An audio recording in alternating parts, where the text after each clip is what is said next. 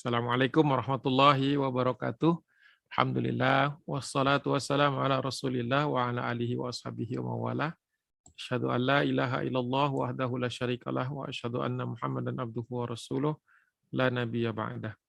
Allahumma fassalli ala sayyidina Muhammad wa ala alihi wa sahbihi wasallim amma ba'd.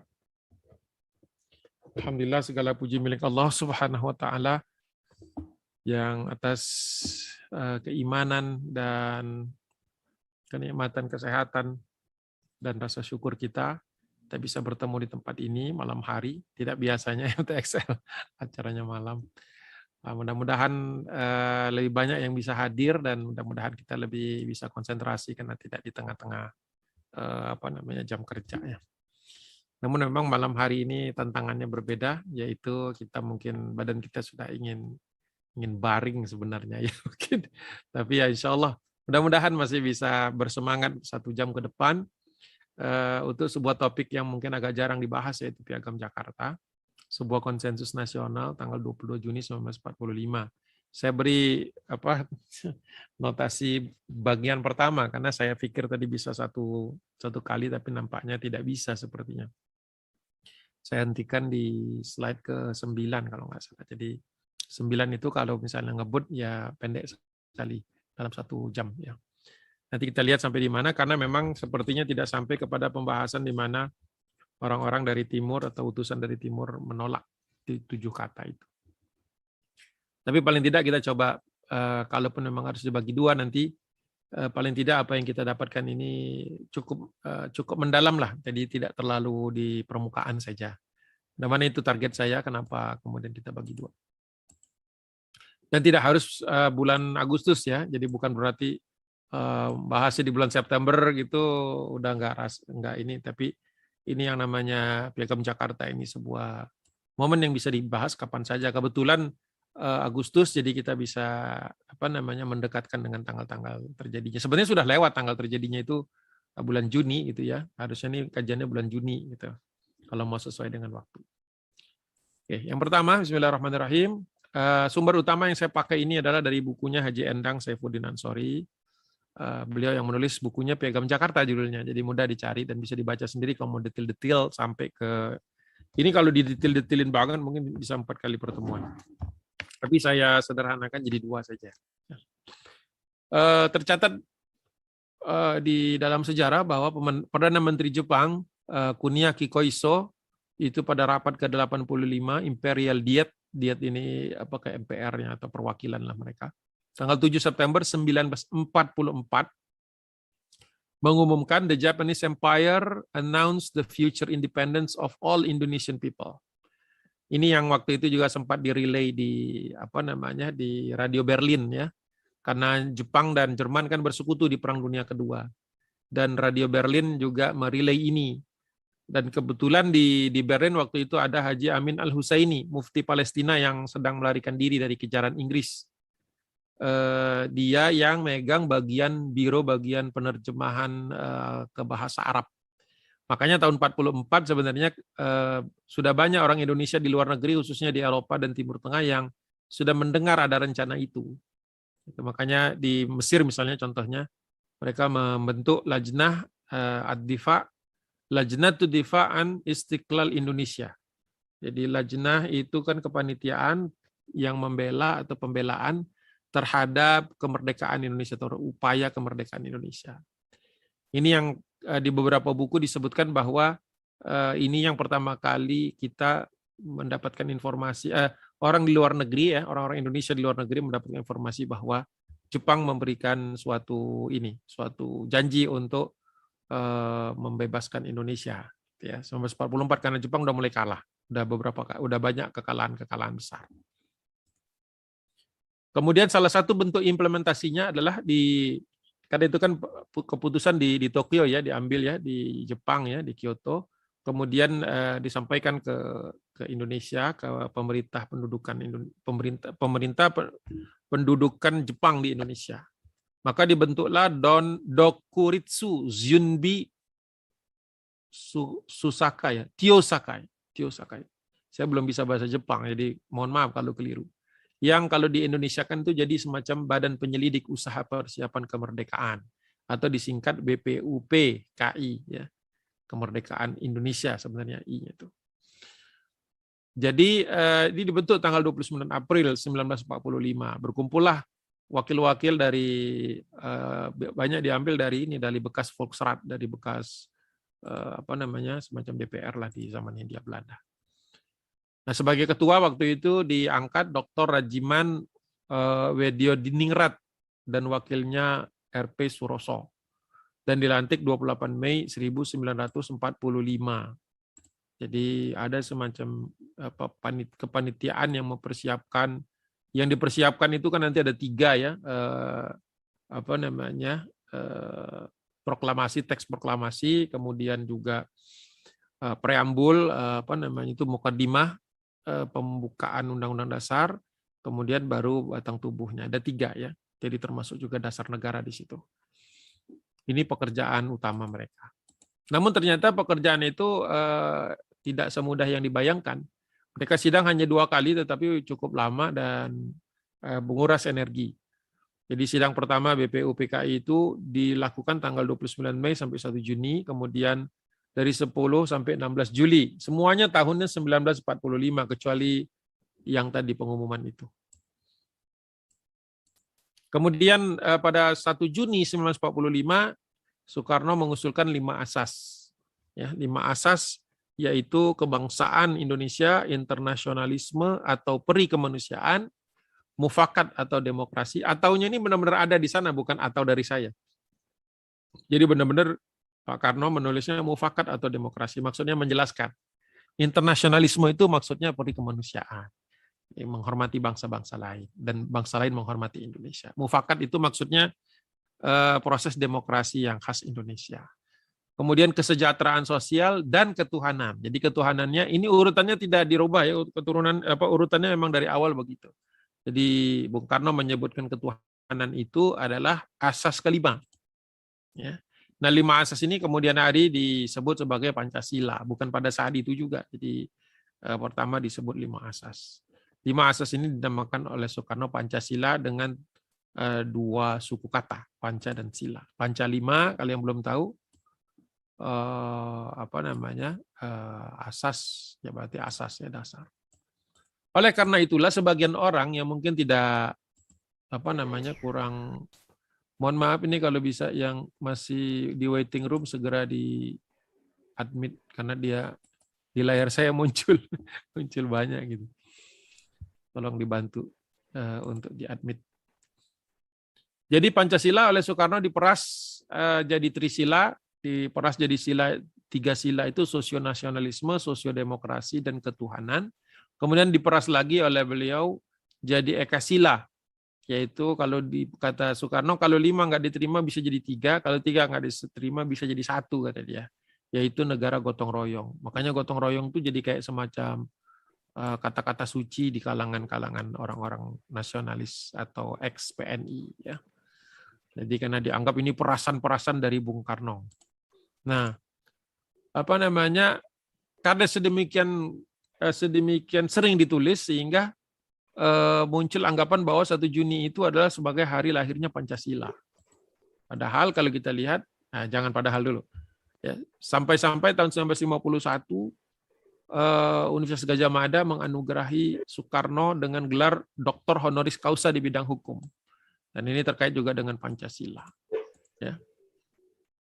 Dan di puncak kekuasaan Soekarno di Orde Lama, ketika dia memimpin ya, tahun demokrasi terpimpin terutama ya, tahun 50-an akhir sampai 60 ya, sampai 65 lah sebelum G30 SPKI, Presiden Soekarno menerbitkan sebuah buku yang berjudul Pancasila Dasar Falsafah Negara, dan dalam menceritakan atau menjelaskan buku tersebut dia mengatakan pengertian Pancasila seperti yang saya gariskan dalam buku ini haruslah dipakai sebagai dasar untuk mempertumbuhkan selanjutnya ideologi nasional progresif dari bangsa Indonesia. Ini kalimatnya ya kalimat dulu ya, mungkin kita memahaminya harus beberapa kali baca. Oleh sebab itu banyak anggapan seolah-olah Presiden Soekarno menjadi penafsir tunggal atas Pancasila, seolah-olah yang paling paham tentang Pancasila hanyalah Soekarno, ya. Padahal sebenarnya bukan beliau yang pertama kali merumuskan kelima dasar atau kelima sila yang kemudian kita kenal sebagai Pancasila. Bagaimana ceritanya? Di tanggal 29 Mei, yaitu 3 hari, ya, 3 hari sebelum pidato Soekarno di BPUPKI itu, tanggal 29 Mei, 3 hari tadi, ada seorang tokoh nasional juga yang bernama Muhammad Yamin, berasal dari daerah Minangkabau. Dia menyampaikan 5 asas. 5 asas. Waktu itu dia menyebutnya 5 asas juga. Yang ada juga menyebutkannya 5 peri. Peri. Bukan peri yang itu yang mistik-mistik itu bukan. Tapi peri di sini maksudnya faktor lah gitu ya, atau asas juga, sama aja asas. Yang pertama dia menyebutkannya peri kebangsaan, peri kemanusiaan, peri ketuhanan, ya ketuhanannya di poin ketiga. Kemudian peri kerakyatan dan kesejahteraan rakyat. Kalau kita lihat susunannya hanya berubah sedikit susunannya, tapi maknanya, jadi maknanya atau esensinya secara prinsip tidak berbeda. Jadi 5 asasnya Muhammad Yamin dan 5 silanya Soekarno itu semuanya hanya penyusunan ulang saja. Jadi tidak bisa dikatakan bahwa Pancasila itu murni pemikiran Soekarno. Ya. Bahkan Muhammad Rum, salah seorang politisi Masyumi, kemudian hari, menyatakan bahwa saking samanya kedua prinsip ini, atau kelima asas dan 5 sila ini, sampai-sampai di dalam naskahnya itu, karena kan diedarkan di kalangan anggota BPU, atau kadang-kadang disebutnya badan penyelidik aja ya. Karena kalau BPUPKI orang nggak ngerti apa-apa, dipikir PKI. Jadi kita singkat ke depannya badan penyelidik ada ya, badan penyelidikan atau badan penyelidik saja, supaya nggak bingung. Nah, Muhammad Rum mengatakan bahwa naskahnya saking miripnya sampai-sampai penjelasannya ya hanya 20 halaman istilahnya itu. Dua-duanya 20 halaman. Jadi tidak terlalu panjang sebenarnya. Bahkan seorang sejarawan dari Inggris atau Australia, B.J. Bolen, ini dalam bukunya The Struggle of Islam in Modern Indonesia mengatakan the Pancasila was in fact a creation of Yamins, not Soekarno's. Jadi anggapan Pak Muhammad Rum dan juga banyak orang sebenarnya yang ada di BPUPKI itu, yang ada di Badan Penyelidik, itu berkesimpulan bahwa sebenarnya Pancasila itu dasar pertama penyusunan katanya itu sebenarnya dari Muhammad Yamin. Tapi disusun dan kemudian yang susunan Soekarno yang diterima. Tapi kalau kita mau mundur lagi sebenarnya nanti kita jangan sekarang. Nah, namun ada juga yang membela Soekarno ya mungkin karena dekat ya, yaitu Muhammad Hatta berpendapat bahwa Pancasila ini sebenarnya memang dirumuskan pertama kali oleh Presiden Soekarno atau oleh Soekarno sebelum jadi presiden. Karena jabatan beliau di sini belum presiden, baru anggota BPU aja, tapi anggota yang vokal. Ya, karena ketuanya kan Dr. Rajiman. Jadi waktu itu memang termasuk yang sangat vokal, tapi bukan presiden, belum presiden. Ini masih bulan Mei Juni ya, belum jadi presiden. Jadi yang membela waktu itu Muhammad Hatta. Walaupun di kemudian hari Muhammad Hatta sendiri kecewa dengan, ya tentu saja jauh setelah Indonesia merdeka, setelah Indonesia diakui Belanda dan kemudian Soekarno mulai powerful lah tahun 56-57 kali ya. Nah itu kemudian sempat berpisah karena menurut Muhammad Hatta Soekarno sudah keluar dari rel perjuangan yang dia yakini. Ya, jadi walaupun dibela oleh Muhammad Hatta sebenarnya ada banyak perbedaan antara beliau berdua ini cara pandangnya terhadap Indonesia. Nah ini yang saya katakan tadi yang saya tahan dulu tadi. Jadi kalau kita lihat di tahun 1933, beberapa tahun sebelum ini, baik 5 asas Yamin maupun 5 silanya Soekarno itu sebenarnya ya, ada tertuang. Jadi kalau ketuhanannya dibuang, ya, ketuhanan yaitu sila kelima dan peri keempat atau ketiga ya, ketiga itu dibuang ketuhanannya, kemudian tinggallah 4. Nah 4 itu sebenarnya ada di dalam pembahasan tentang 4 segi marhaen. Ya, pemikiran sosialis lah yang diambil oleh Soekarno dari 2 orang tokoh ya sebagaimana penuturan Bung Karno sendiri dari Alexander Bars kalau namanya, kemudian oleh atau pemikirannya Sun Yat-sen. Sun Yat-sen ini pemimpin Cina nasionalis. Nah, namun di tahun 30-an kita tahu bahwa di kalangan sosialis ya, nasionalis itu sering mengejek Islam. Mereka bercerita tentang Islam, bahwa Islam itu masa lampau, kemudian kemunduran, dan kalau Indonesia mau maju ya harus progresif. Makanya Presiden Soekarno sering sekali menyebutkan progresif. Progresif itu artinya meninggalkan agama ortodoks lah, atau cara berpikir kolot kalau istilahnya Soekarno dulu. Ya. Nah, jadi sering diserang oleh pemikiran-pemikiran dari kalangan kaum muslimin, terutama waktu itu yang banyak men-challenge ya, mengkritik pemikiran Soekarno dan juga pemikiran Muhammad Yamin sekalipun, dengan mengatakan bahwa kalau itu ada di mana ya bukunya, saya lupa. Apa di ini juga, bukan di sini. Oh, di Hari Benda, di Prof Benda. Di bukunya ini yang berjudul, saya lupa berjudul bahasa Inggrisnya itu. Hilang bahasa Inggrisnya itu. The Crescent and the Rising Star. Itu disebutkan juga bahwa Soekarno di tahun 30-an sering dikritik oleh golongan kaum muslimin, terutama dari Haji Agus Salim dan Muhammad Nasir, muridnya. Katakan bahwa kalau Soekarno itu hanya berkutat kepada nasionalisme, maka nanti negara ini akan terjerumus kepada nasionalisme ekstrim sebagaimana negara-negara Eropa. Jadi menurut mereka, terus nanti kalau Indonesia jadi penjajah juga dan menjajah negara-negara sekitar, apa bedanya dengan Belanda yang menjajah Indonesia? Ya, nah itu debatnya terbuka, kadang-kadang mereka datangi rapat-rapat itu. Jadi perdebatan gentleman, bukan perdebatan di medsos kayak sekarang. Jadi perdebatan yang sehat ya. Tapi ya memang akhirnya Soekarno juga berkelit bahwa bangsa Indonesia ini perlu semangat. Ya, memang perlu semangat, kata Haji Agus Salim, tapi semangatnya harus ada dasar utama, yaitu agama. Jadi tanpa Islam atau tanpa ketuhanan lah esensinya itu, maka nasionalisme yang dikembangkan oleh Soekarno dan kawan-kawannya itu dianggap berbahaya kalau menurut Haji Agus Salim dan Muhammad Nasir. Kalau Muhammad Nasir lebih tegas lagi, mengatakan tanpa ketuhanan ya tidak ada negara sebenarnya. Nah, itu berat kan kritiknya. Oleh sebab itu jadi bisa difahami kenapa tahun 45 orang-orang PNI dan orang-orang sosialis dan orang-orang nasionalis ini menambahkan ketuhanan, padahal di dalam diskusi mereka berapa tahun itu ya, 15-an tahun, itu jarang sekali mengangkat ketuhanan, bahkan cenderung dalam nada-nada yang negatif. Ya, nada-nada yang negatif. Oleh sebab itu ketika kita temukan dari 5 peri dan 5 sila ada kata-kata ketuhanan, nah ini bisa kita lihat sebagai satu sinyal positif bahwa dakwah melalui kritikan-kritikan itu ternyata bersarang juga di benak mereka gitu, kaum nasionalis ini. Tapi bisa juga kita lihat secara negatif ya, atau pesimis, bahwa ini hanya akal-akalan saja supaya kaum Islamis, para ulama di badan penyelidik itu bisa dikelabui atau dipengaruhi. Itu. Maaf kalau bahasanya kurang tepat.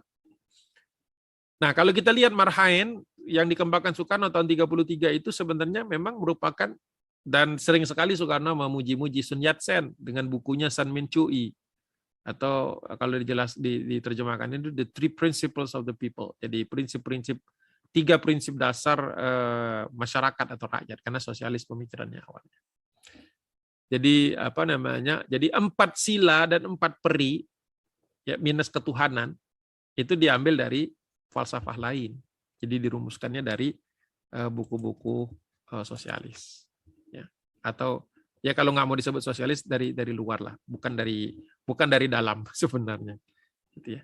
San Min Chui sendiri oleh Soekarno dirumuskan sebagai jadi dia baca buku itu dan dia peras sendiri dengan versi Soekarno sendiri, nasionalisme, demokrasi, dan sosialisme. Yang nantinya kita tahu demokrasinya kemudian hilang karena terpimpin, dan kemudian nantinya ditambahkan Islam karena Presiden Soekarno nanti punya ide Nasakom di masa kejayaannya, dan ditambahkan internasionalisme. Nah, internasionalisme itu sendiri merupakan jiplakan dari adaptasi lah ya, dari karya kosmopolitan, karya Abars tadi. Jadi Soekarno ini suka mencampur-campur antara barat dan timur, ya, sehingga menjadi suatu suatu prinsip-prinsip atau pendekatan-pendekatan. Lalu di mana ke aspek ketuhanan itu kok bisa muncul? Nah, aspek ketuhanan itu muncul kalau menurut Haji Endang Saifuddin Ansori, bahkan juga didukung oleh pendapat Prof. Zairin, ini orang-orang besar di tahun 40-an 50-an, bahwa aspek ketuhanan itu sebenarnya tidak populer di kalangan sekuler, apalagi di kalangan sosialis. Oleh sebab itu bisa dipastikan bahwa aspek ketuhanan ketika muncul di rapat badan penyelidik itu dipengaruhi oleh alam pikiran serta cita-cita para pemimpin Islam di badan penyelidik. Jadi kita tahu di dalam nanti merumusan dasar negara, semua dikasih kesempatan berbicara, dan dari kalangan kaum muslimin juga memaparkan bahwa dasar negara itu harus digali dari Al-Quran dan dari hadis. Gitu. Dan itu pembahasannya sangat panjang. Gitu. Dan ternyata membekas juga, atau ini merupakan take and give-nya dari kalangan nasionalis kepada kaum muslimin. Dan nanti kaum Islam juga memberikan take and give nanti. Nanti kita lihat di bagian kedua, nggak bisa malam ini untuk kepanjangan. Nah, pemimpin serta tokoh Islam itu memang pada dasarnya pada waktu itu menolak paham kebangsaan, bukan berarti tidak berbangsa. Menolak paham nasionalisme bukan berarti nggak nasionalis, tapi menolak kalau tidak ada unsur-unsur keagamaan atau ketuhanan. Ya. Oleh sebab itulah mereka mengajukan Islam sebagai dasar negara, dan nantinya akan menjadi bagian yang sempat disepakati sampai dengan tanggal 18 Agustus saja. Ya. Nah, itu garis besarnya sebenarnya. Jadi kenapa harus dijelaskan dari Pancasila, dari lahirnya ini? Padahal sebenarnya kita skip banyak ya. Tapi paling tidak ini yang paling mendasar perlu diketahui oleh kaum muslimin, bahwa pemaparan tentang syariat Islam, ayat-ayat Al-Quran, hadis dan sebagainya itu dipakai dalam argumentasi, bukan sesuatu yang aneh. Jadi dari sejak awal para founding fathers kita ini, bapak pendiri negara kita ini, ya, baik dari kalangan Islamis maupun nasionalis, maksudnya bukan berarti Islam itu nasionalis gitu, tapi rombongan yang tidak mau, yang ingin adanya pemisahan antara negara dengan agama. Jadi memang pemikirannya sekuler, itu tidak bisa dipungkiri, dan memang tidak pernah ditolak oleh orang-orang nasionalis. Gitu. Jadi dasar-dasar Islam itu dipaparkan, dijelaskan, ya, panjang dan lebar.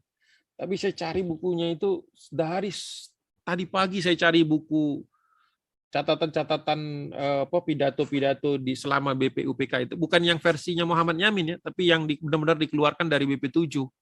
Saya pernah punya bukunya itu, tapi saya udah cari-cari, nggak ketemu. Nanti kalau ketemu saya akan fotokan sebenarnya itu. Baik, kita lanjutkan lagi karena waktu kita malam ini nggak boleh lama-lama juga. Nah, menurut Muhammad Rum, karena Soekarno adalah pembicara terakhir, nih masalahnya begini. Jadi semua pidato panjang lebar, tapi karena penutupnya itu Soekarno, seolah-olah ketika dia berbicara, dia seolah-olah sudah merangkum seluruh pemikiran orang lain. Nah, ini juga yang diuntungkan sebagai pembicara penutup. Jadi dia seolah-olah merangkum, dan kemudian idenya itu seolah-olah sudah menyerap yang lain. Pemikiran yang lain. Inilah kenapa kemudian akhirnya cenderung kepada pemikiran itu. Nah, dalam rapat badan penyelidik sebenarnya sudah terlihat menurut Haji Endang Saifuddin Ansori, MA, itu bahwa di badan penyelidik itu sudah terbagi dua, sudah ada dua kubu. Pertama, kubu yang usulannya itu adalah golongan kebangsaan ini. Oh, sebentar loh, belum. Jadi terlihat ada dua golongan dari usulannya atas dasar negara.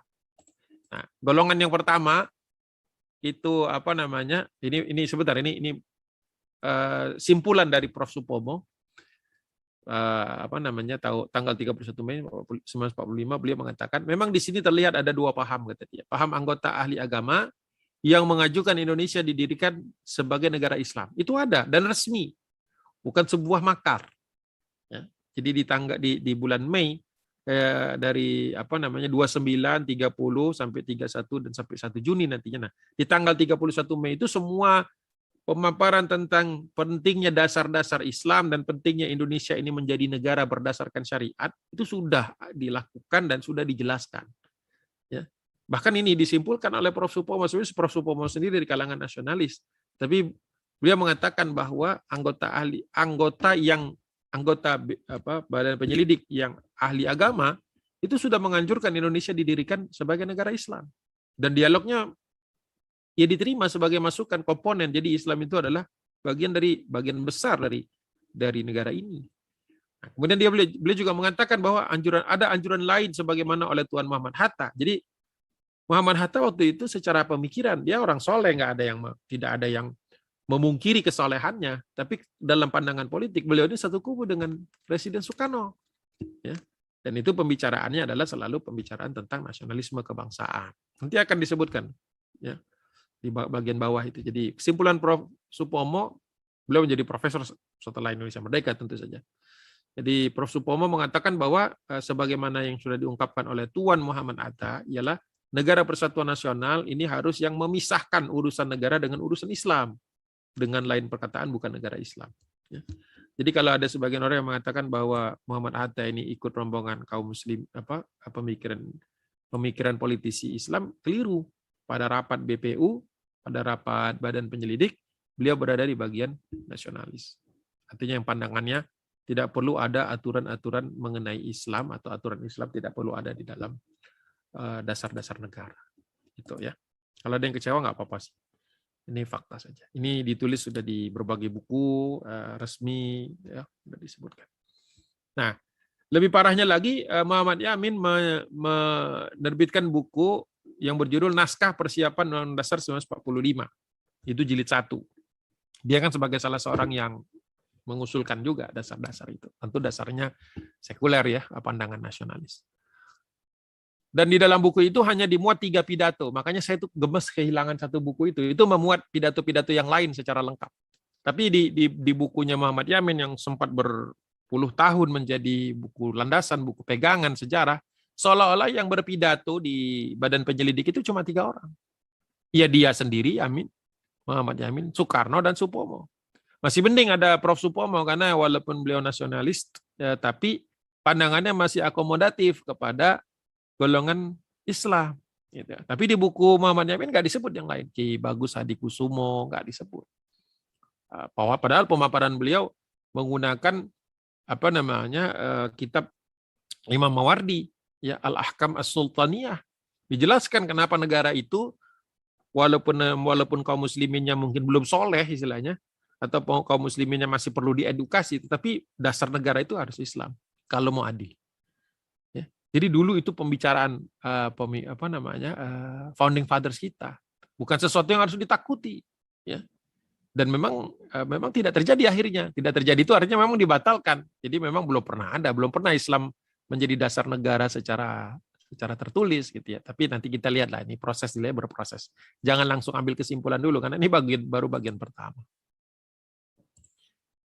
Nah, Badan Penyelidik itu kan aslinya 60 orang dan menurut Prof. Abdul Qahar Muzakir, ini bukan Qahar Muzakkar, nanti bingung lagi yang itu pemberontak DITI. Ini profesor jadinya nanti, Abdul Qahar Muzakir dari Muhammadiyah. Dan menurut beliau, perhitungan beliau waktu itu dari 60 orang yang ada di Badan Penyelidik, itu hanya 25% yang mewakili umat Islam. Maksudnya yang pandangannya itu sesuai dengan pandangan syariat Islam. Yang Muslim banyak, mayoritas, tapi hanya 25% saja, hanya 1/4-nya. Mungkin kurang dari 1/4 karena tidak seluruhnya Muslim. Jadi yang sekuler bisa dibayangkan seandainya Muslim semua itu 60 orang seandainya. Maka 75% anggota BPU itu atau Badan Penyelidik itu sekuler. Kebayang ya, perjuangan itu memang berat waktu itu. Dan setelah kemudian dihitung ya 53 orang memilih bentuk republik dan 7 orang memilih bentuk kerajaan. Jadi sempat ada narasi mau kembali jadi kerajaan, tapi nggak tahu raja mana. Gitu. Jelas itu tidak diterima karena mau raja Jawa kah, mau raja Sumatera kah? Raja Sumatera rata-rata sultan kan, Kalimantan juga sultan, di Sulawesi juga, di Maluku juga. Jadi akhirnya jadi memang orang akhirnya lebih milih kepada republik karena memang ada representasi. Nah untuk dasar negara sendiri 45 orang memilih kebangsaan nasionalis, sedangkan 15 memilih dasar Islam. Jadi ada 15 orang. Ya. 15 orang ya kurang lebih lah 25% ya. Walaupun 60 orang ini tidak 100%-nya Muslim. Nah, kemudian 38 orang dari 60 rapat kembali untuk memutuskan adanya panitia 9 ya. Panitia 9 maksudnya panitia yang dipimpin oleh 9 orang. Nah ini kalau kita lihat dari foto ini, tapi maaf tidak terlalu jelas ya, mungkin bisa di Google sendiri nanti. Ini Soekarno, kemudian balik baris atasnya Muhammad Yamin, kemudian Muhammad Hatta, kemudian Maramis, ya kemudian saya nggak kelihatan itu tulisannya kecil banget. Saya yang keliru. Ya udah langsung bawa aja. Abdul Wahid Hasyim, Kiai Haji Abdul Wahid Hasyim, kemudian Haji Agus Salim. Nggak kelihatan saya tulisannya, maaf ya. Saya lihat dari sini aja deh. Supaya bisa diperluas. Bisa diperbesar, ntar saya baca dulu. Jadi, nih. Nah, Insinyur Soekarno, Prof. Yamin, Muhammad Hatta, A.A. Maramis, Raden Abi Kusno, Cokro Sujoso, kemudian Abdul Qahar Muzakir, Haji Agus Salim, Kiai Haji Wahid Hasyim, Mr. Ahmad Subarjo. 1, 2, 3, 4, 8, 9. Ini yang disebut dengan panitia 9. Ntar saya kecilin lagi nih. Belum hafal saya dengan wajah-wajahnya semua. Mohon maaf. Itu panitia 9. Nah, panitia 9 ini kemudian membacakan pembukaan preambul, mereka berembuk waktu itu, dan di dalam preambulnya itu sebenarnya panjang ya. Panjang, tapi yang bagian yang menjadi inti itu adalah kalimat yang 7 itu. Ya, kalau saya bacakan itu mulai bahwa sesungguhnya kemerdekaan itu adalah hak segala bangsa. Oleh sebab itu maka penjajahan di atas bumi harus dihapuskan karena tidak sesuai dengan peri kemanusiaan dan peri keadilan. Dan perjuangan pergerakan kemerdekaan Indonesia telah sampai bla bla terus sampai ke bawah. Kemudian maka disusunlah kemerdekaan kebangsaan Indonesia itu dalam suatu hukum dasar negara Indonesia yang berbentuk dalam suatu urusan negara Republik Indonesia yang berkedaulatan rakyat dengan berdasarkan kepada, nah itu, dengan berdasarkan kepada ketuhanan, terus 7 kata ya, dengan kewajiban menjalankan syariat Islam bagi pemeluk-pemeluknya. Afwan Ustadz, slide-nya hilang Ustadz. Wih, slide-nya hilang, Masya Allah. Kok saya merasa baca di sini? Oh iya, belum saya share screen. Astagfirullah. Saya masih ada waktu ya. Masih Ustadz, masih 30 menit termasuk tanya jawab. Oh, nanti ada tanya jawab ya. Baik. Insya Allah nggak lama-lama. Nah ini nih. Jadi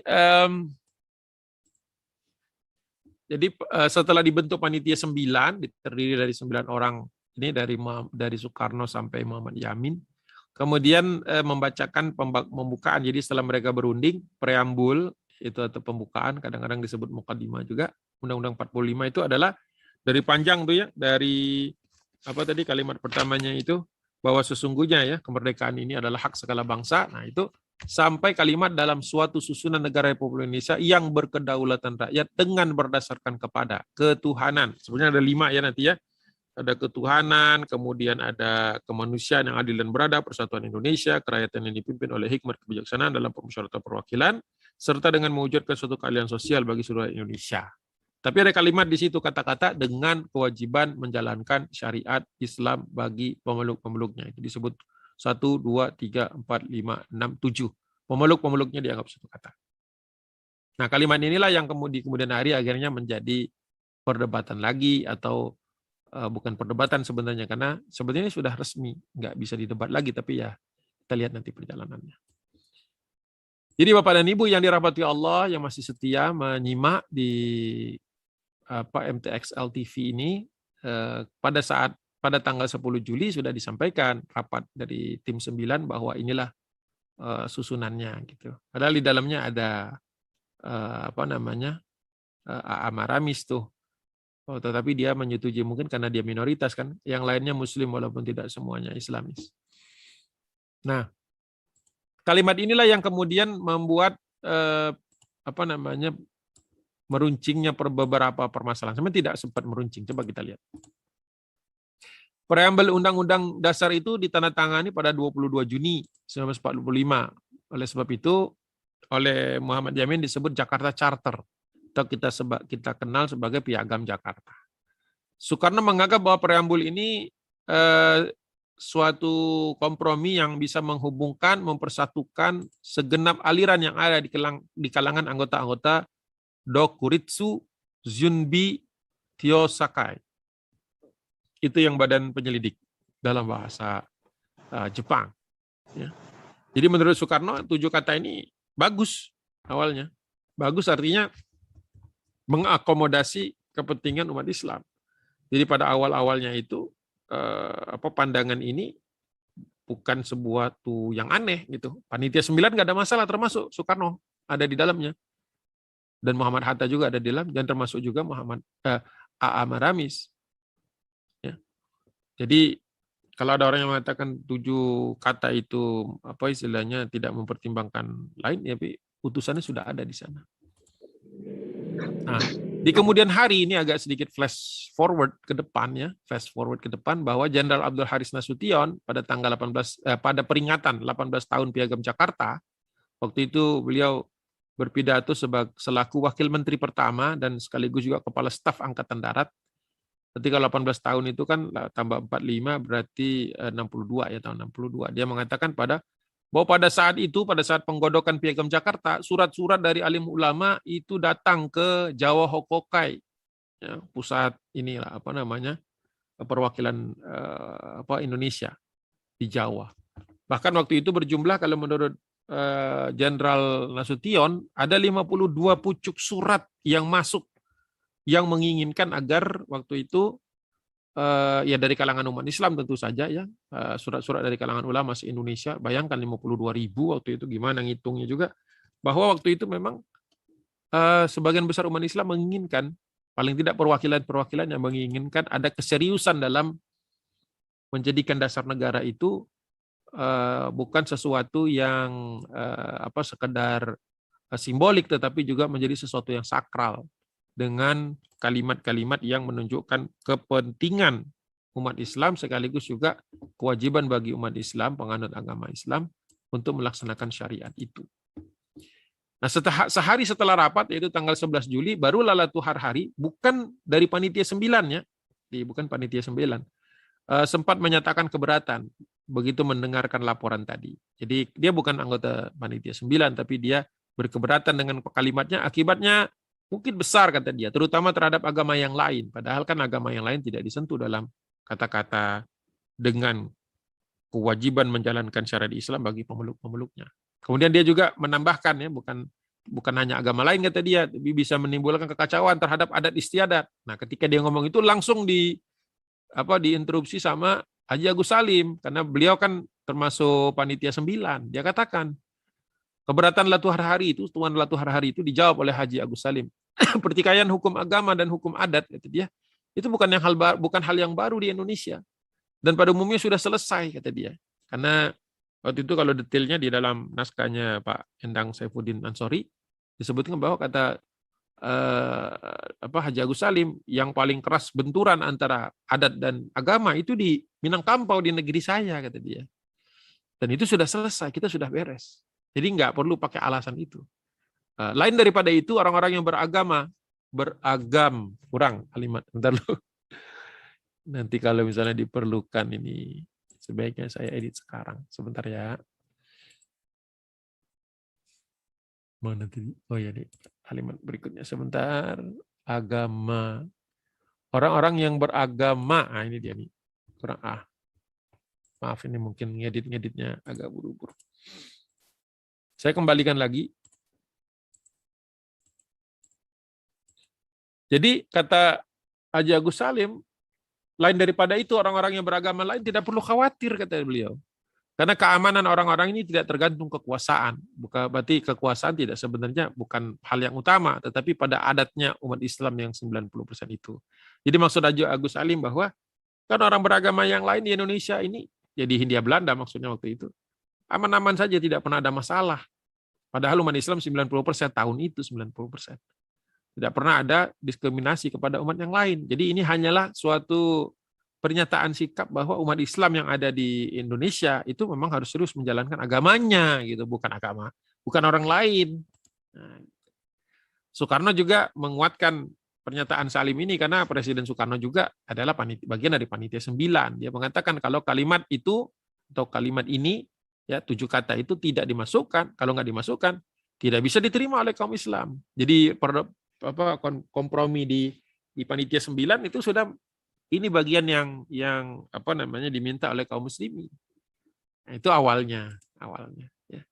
Wongsonegoro dan Husein Jayadiningrat, kita tahu Husein Jayadiningrat ini salah seorang murid yang paling disayang sama Snokhorgronya ya, Christian Snokhorgronya kalau yang belum tahu. Itu punya murid yang paling diandalkan namanya ini Husein Jayadiningrat, termasuk orang pribumi pertama yang mendapatkan gelar doktor di Universitas Leiden. Ya. Jadi wajarlah kalau dia tidak menyetujui itu. Kalau Wongsonegoro ya juga kita sudah tahu latar belakang nasionalisnya. Jadi Wongsonegoro dan Husein Jayadiningrat membela Latu Harhari dengan mengatakan bahwa mungkin ini akan menimbulkan fanatisme karena seolah-olah memaksa menjalankan syariat bagi orang-orang Islam. Ya maksudnya ya kalangan mereka lah, kalangan ini kan tokoh-tokoh yang kita sebutkan 2 terakhir ini kan memang dari kalangan yang cenderung kejawen dan cenderung sekuler gitu, abangan lah kalau istilah Clifford Geertz. Ya, jadi mereka tidak mau dipaksakan. Kali yang tadi Latu Harhari keberatan karena khawatir. Walaupun nanti dijelaskan dengan baik dan diterima. Ada kekhawatiran bagaimana dengan non-Muslim. Nggak ada masalah kata Haji Agus Salim. Nah, Wongsonegoro dan Husein Jayadiningrat bukan mewakili non-Muslim, tapi mewakili Muslim yang nggak mau pakai syariat. Saya minum dulu deh. Haus, start dulu.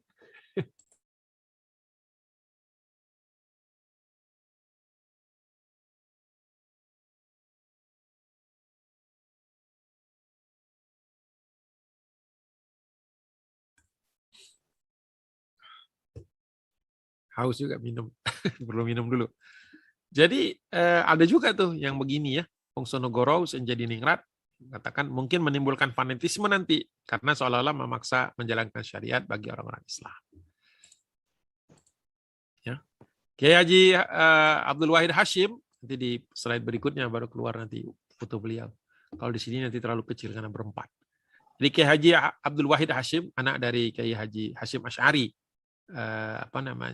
Hadratus Syekh, yang pendiri Nahdlatul Ulama, mengingatkan Wongsonegoro dan Husein Jayadiningrat. Dan nanti Kiai Haji Abdul Wahid Hashim ini ketemu lagi nanti ya, bersih tegang lagi di zaman Jepang nanti ya. Kita tahu kan di zaman Jepang ini di zaman Jepang. Maaf. Bersih tegang lagi ketika pembentukan laskar. Ya, dan nanti ada ini lagi tuh ketegangan lagi antara beliau dengan 2 orang ini, terutama kepada Husein Jayadiningrat. Jadi kata Kiai Haji Abdul Wahid Hashim mengingatkan tentang dasar pemusyawaratan. Kalau Anda mengatakan bila ada orang yang menganggap kalimat ini tajam, bahasa beliau senang saya bahasa. Ingat kata dia, ada juga yang menganggap ini kurang tajam kata dia. Jadi jangan baper istilahnya kalau bahasa anak-anak sekarang, jangan baper gitu seolah-olah kalian menganggap ini suatu hal yang terlalu keras, tapi ada pihak lain yang sudah kendur untuk dapat di sini. Gitu. Jadi menarik nih, Masya Allah ya, tokoh besar Nahdlatul Ulama, anak pendiri NU ya, ayah dari Abdurrahman Wahid ini. Jadi Abdul Wahid Hashim mengatakan bahwa bila Anda menganggap kalimat ini terlalu tajam, maka ada yang ingat, ada juga yang menganggap ini kurang tajam kata beliau. Masya Allah. Nah, Soekarno kemudian melihat mulai tegang kembali, ya, memanas kembali, kan. Sedangkan Kiai Haji Abdul Wahid Hashim kan di panitia 9 juga. Jadi yang protes-protes ini yang bukan dari panitia 9 loh. Latu Harhari bukan panitia, Wongsonegoro bukan, Husein Jayadiningrat bukan. Ya, kebayanglah kalau mereka masuk ke tim 9 misalnya menggantikan tokoh-tokoh kaum muslimin, mungkin tidak pernah ada tuh 7 kata.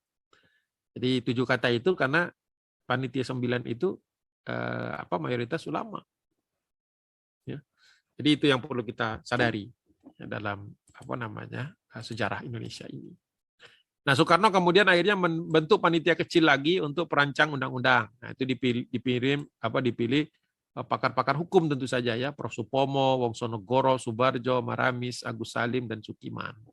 Alhamdulillah ulama masih terwakili. Panitia kecil ini mulai bekerja esok harinya, 11 Juli kan udah beres tuh masalah dasar negara. Udah 12 Juli tahun 45 mulai kerja pasal ini. Nah, banyak sebenarnya pasal-pasal yang dihasilkan itu 42 kalau tidak salah. 52 pasal yang keluar. Tapi yang menjadi pembahasan yang terkait dengan Piagam Jakarta itu hanya 2 pasal. Pertama pasal 4 ayat 2 yang mengatakan bahwa yang dapat menjadi presiden dan wakil presiden hanya orang Indonesia asli. Awalnya itu.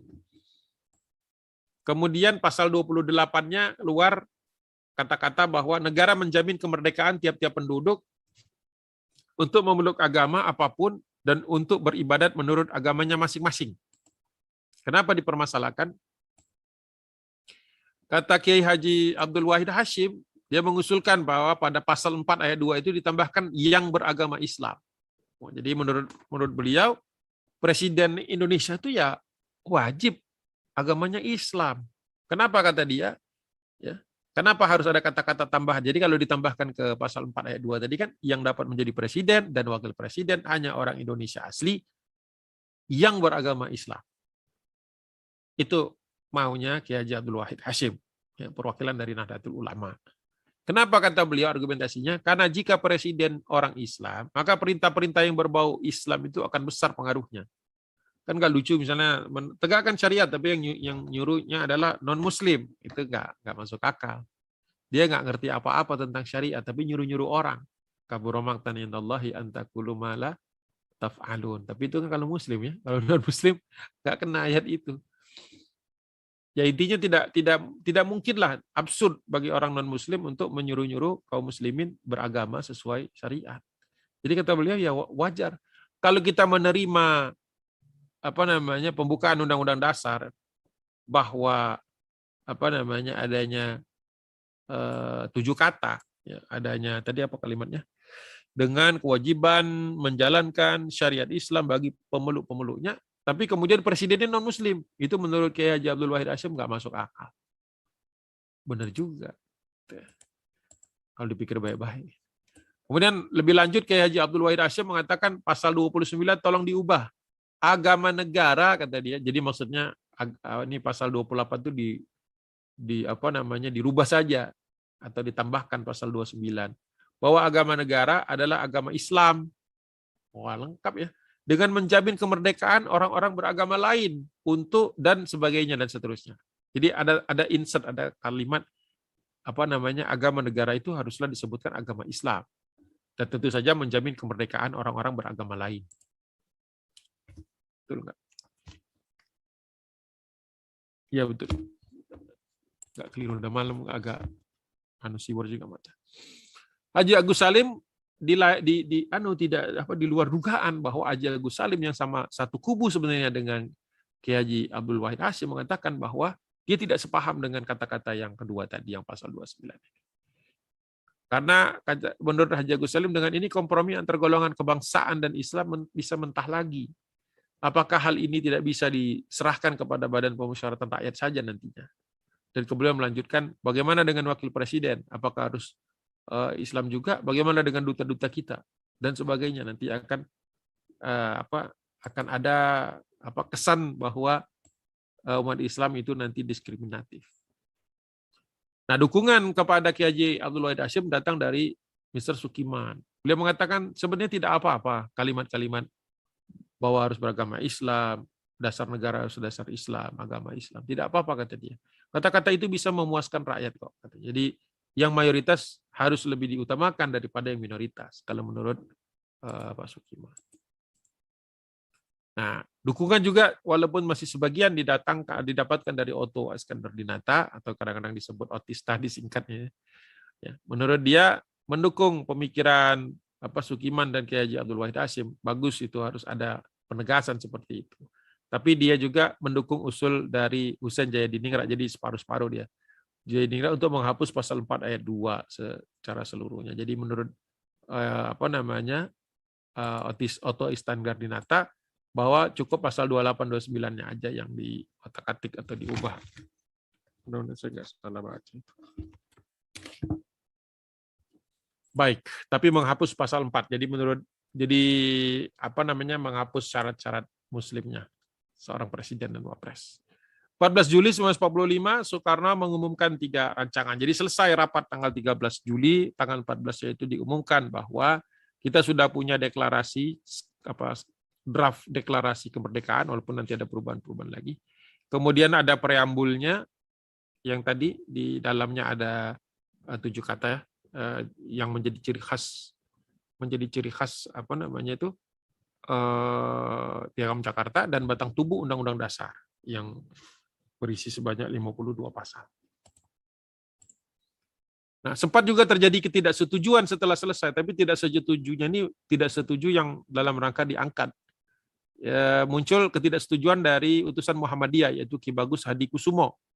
Beliau mendapatkan usulan ini dari Kiai Ahmad Sanusi, agar pada preambul ke-7 kata dengan kewajiban menjalankan syariat Islam bagi pemeluk-pemeluknya itu dihapus bagian bagi pemeluk-pemeluknya. Jadi menurut versi ini, bahwa kewajiban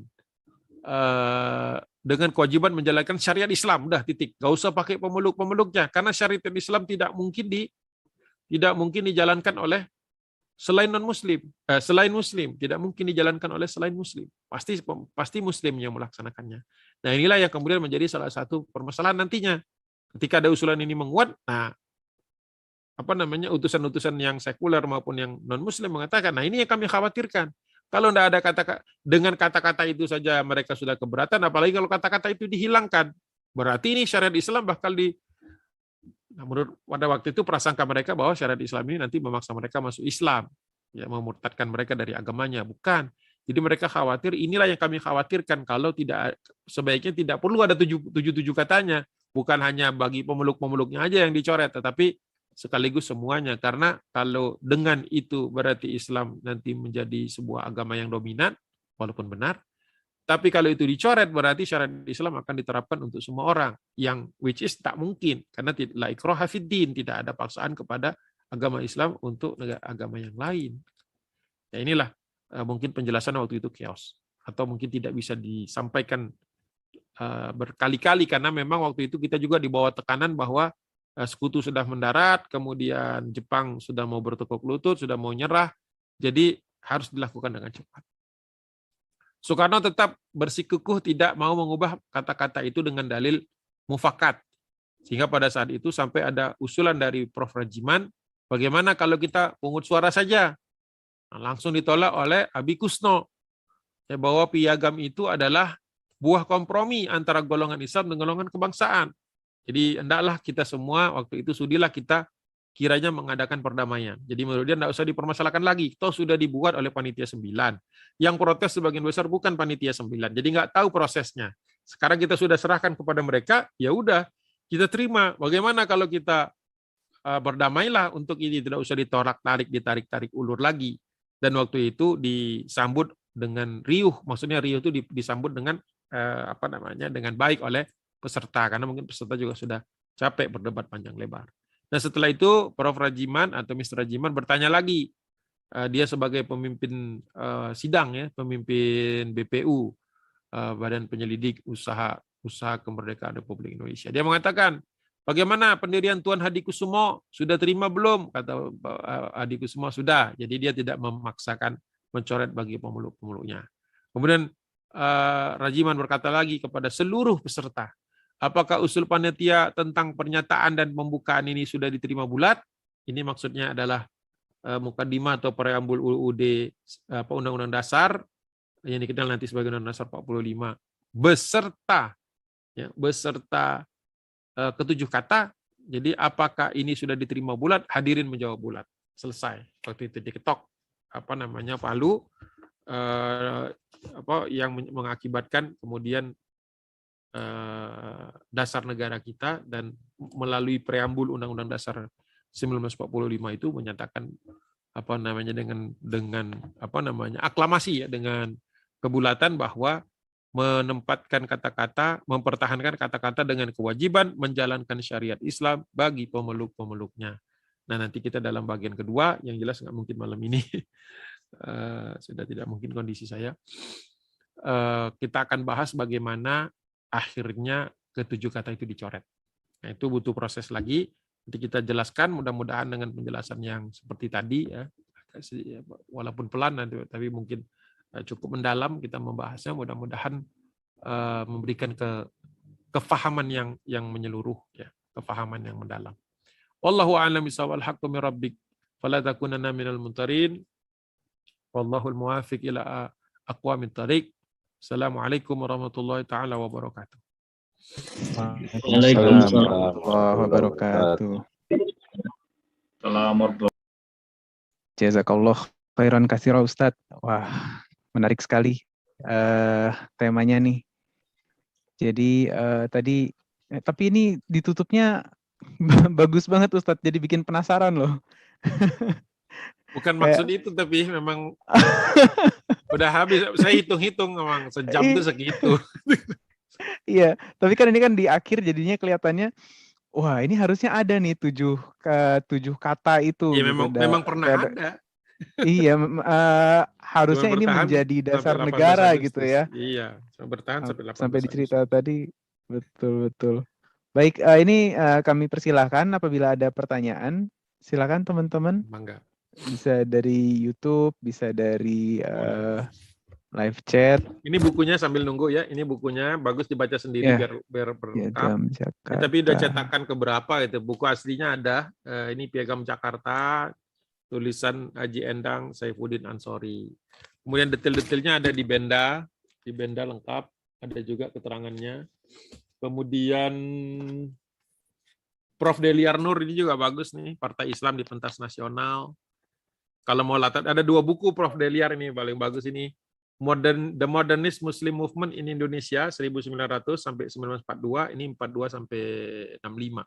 Jadi digabung nih 2 buku. Ini buku disertasinya Prof. Deliar Nur di Cornell University. Bagus 2 ini. Masya Allah. Jadi ini Ustadz, materi yang barusan Ustadz sampaikan ini saripati dari berapa buku tebal Ustadz? Ya itu makanya tepar. Tapi banyak dari bukunya Pak Endang. Buku Pak Endang aja sebenarnya cukup kalau mau. Oke, yang lainnya lebih pelengkap ya Ustaz ya. Iya. Ada 1 buku lagi tapi entah kemana perginya buku itu. Dia suka pergi meninggalkan saya. Sebenarnya Ustadz kalau misalnya ngelihat dari buku-buku Ustadz yang sebanyak itu, dia tidak pergi meninggalkan pun saya mungkin akan kebingungan nyarinya Ustadz. Enggak, semuanya tahu, cuman kadang-kadang suka karena saya baca dengan yang lain jadi nyelip. Baik Ustadz. Ustadz itu ada kita punya pertanyaan ya. Ya, boleh. Assalamualaikum Ustadz dari Mas Edi Wiono. Izin tanya, mengapa orang-orang Islam di awal-awal kemerdekaan terima saja Soekarno dijadikan satu-satunya penafsir Pancasila? Mungkin Soekarno kok dianggap sebagai satu-satunya penafsir Pancasila. Nah ini kalau misalnya saya bisa kembangkan lagi pertanyaannya, apakah memang dari awal Soekarno itu sudah dianggap sebagai satu-satunya penafsir, atau seiring dengan perjalanan sejarah baru Soekarno dianggap sebagai satu-satunya penafsir? Nah, mungkin kalau dipanjangkan seperti itu kali ya pertanyaannya Ustaz.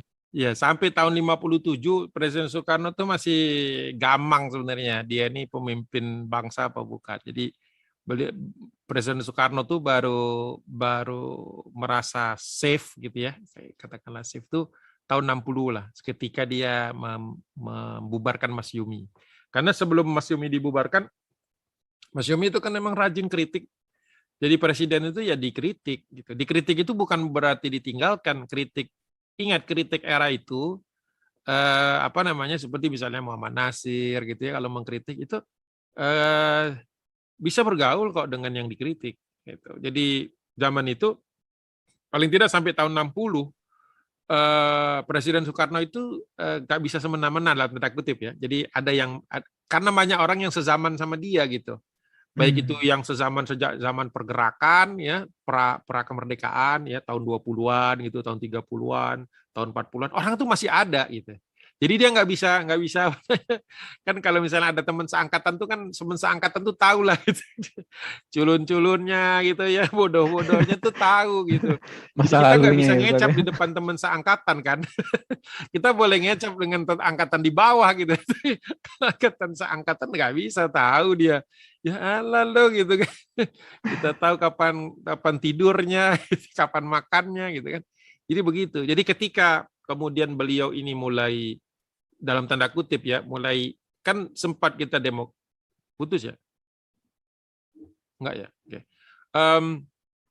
Kan sempat apa namanya ada beberapa fase ya, ada beberapa fase itu yang mungkin kita kadang-kadang suka nggak ingat bahwa awal-awal itu ada revolusi fisik ya, kemudian era Republik Indonesia Serikat sempat ada RIS ya, kemudian sempat ada era demokrasi parlementer tuh jatuh bangun tuh ya, dari kabinet Nasir, kabinet Sukiman, kabinet Wilopo, kemudian baru masuk era Orde Lama 59 kalau menurut Simanjuntak ya. Dari 59 Soekarno tuh udah megang gitu. Jadi apa namanya enggak ada lagi yang jadi oponen gitu. Jadi apalagi waktu itu dia sudah kuasai, dia pegang PNI kan tentu saja, kemudian PKI sudah bergabung dan waktu itu dari agamanya memang NU. Nah, tapi ijtihad NU ini satu pembahasan tersendiri. Banyak yang mengatakan bahwa kenapa NU ikut di situ gitu ya. Padahal sudah jelas-jelas Soekarno ingin memaksakan Nasakom, nasionalis agama komunis. Tapi kalau ijtihad kaum NU, kalau saya baca, mereka punya dalil juga bahwa kalau NU nggak masuk ke sana, Masyumi sudah dibubarkan, yang lain-lain sudah diobok-obok sama Soekarno. Tinggal siapa yang masih bisa ngelurusin, masih bisa nentang di sana, ya tinggal NU. Tafsir yang mengatakan orang yang melihat bahwa NU juga akhirnya kan dikerjain sama PKI. Tapi sebaliknya kata NU, kalau kami nggak ada di sana, umat Islam dikerjain seluruhan. Gitu. Jadi saya tetap berusaha melihatnya dari kedua sisi gitu ya. Walaupun tentu saja tidak ada yang benar penuh gitu ya, tapi tidak ada juga yang salah secara penuh gitu. Jadi ada era itu. Nah, di era-era 59 sampai ya 65 kan jatuhnya 65 kan. Nah, itu praktis apa yang dikatakan Soekarno diiyakan gitu. Jadi akhirnya dia seolah-olah menjadi penafsir tunggal gitu. Tapi kalau sampai dengan tahun 57, 58, 59 ini kan daerah masih belum suka sama Soekarno. Ya, sudah diakui Belanda kita merdeka, tapi apalagi nanti kalau urusan ekonomi ya, itu nanti panjang itu. Sampai ada PRRI, Permesta gitu-gitu. Itu nanti kalau mau dibahas bagus juga serial gitu. Tapi sementara ini kalau menjawab atas pertanyaan tadi bahwa pernyataan bahwa dia penafsir tunggal itu sudah dibentahkanlah oleh angkatannya sendiri gitu. Bahwa Prof. Yamin lebih dulu, kemudian apalagi disebutkannya Prof. Yamin dan Soekarno kan udah ngobrol tentang ini tahun 30-an, tapi nggak pernah kepikiran nambahin ketuhanan gitu loh. Ketuhanannya baru muncul setelah Ki Bagus Hadikusumo cerita gitu, ngomong tentang bagaimana dasar negara bla bla bla bla gitu. Ya, kemudian Muhammad Yamin dengan peri-perinya gitu, dan kemudian Prof. Supomo masih agak di tengah lah, makanya nanti Pak Endang mengatakan di antara tiga yang sekuler itu yang paling tengah, yang agak dekat itu sebenarnya Prof. Supomo gitu. Tapi Muhammad Yamin itu kan pandangannya sangat sekuler, tapi menjelang wafatnya dia datangin Muhammad Nasir, datangin Buya Hamka, minta tolong didoakan dan sebagainya. Karena dia takut kalau kembali ke Minangkabau saya tidak diterima sama orang-orang. Jadi pada dasarnya sekuler itu pas berkuasa gitu. Pas sudah mulai ambruk, orang udah nggak bisa sekuler lagi. mulai sadar ya Ustaz ya. Kalau Muslim kan mau dia dibawa, mau dia ditindas, mau dia lagi berkuasa. Kalau dia Muslim yang soleh ya soleh gitu. Makanya sekuler itu sebenarnya tadi saya ngutip udah Syafril ya. Jadi dia mengatakan di posting saya itu, ya orang sekuler itu pada berjaya katanya. Pas lagi nggak berjaya dia nggak bisa sekuler. Karena ingat akhirat, ingat kubur gitu. Bahkan bukan hanya itu, ingat kampung. Jadi Muhammad Yamin itu minta kepada Buya Hamka dan Muhammad Nasir, tolonglah diomonginlah ke orang di kampung, kan sama-sama orang Minang semua itu kan. Itu supaya diterima Muhammad Yamin, jangan sampai ditolak gitu. Mungkin takut jenazahnya nggak berkenan. Nggak ada yang sholatin. Gitu. Oke. Jadi banyak sebenarnya cerita di belakang layarnya itu yang seru-seru. Banyak. Ini bisa dikemas lagi jadi kajian terpisah tuh kayaknya Ustadz. Bisa. Menarik. Ustadz, ini sebenarnya kita masih punya beberapa pertanyaan tapi udah jam 9. Mangga. Saya izin mungkin satu aja ya Ustadz. Boleh. Ini ada dari Mas Ferry. Ya. Ini agak setengah curhat Ustadz. Jadi kata Mas Ferry ini, Ustadz mohon curhat tipsnya. Jangan setengah-setengah. Oh gitu. Kalau nggak kalau jangan setengah-setengah, Mas Ferry langsung yang ngomong. Ini karena saya nyampe jadi setengah aja nih. Jadi kata Gimana? Mas Ferry, mohon tipsnya Ustadz. Kalau baca buku sejarah dari zaman Heeh. Diponegoro sampai kemerdekaan, umat Islam ini kok kayaknya dicurangi, dirugikan, dan Nah, kalah mulu gitu. ya. Jadi bawaannya emosi kalau baca buku Hmm, sejarah dan akhirnya kurang ya. semangat. Nah ini tipsnya seperti apa nih Ustadz? Ya kita baca sejarah itu kan bukan hanya mengenang yang positif-positif aja kan, termasuk yang ya kekalahan juga.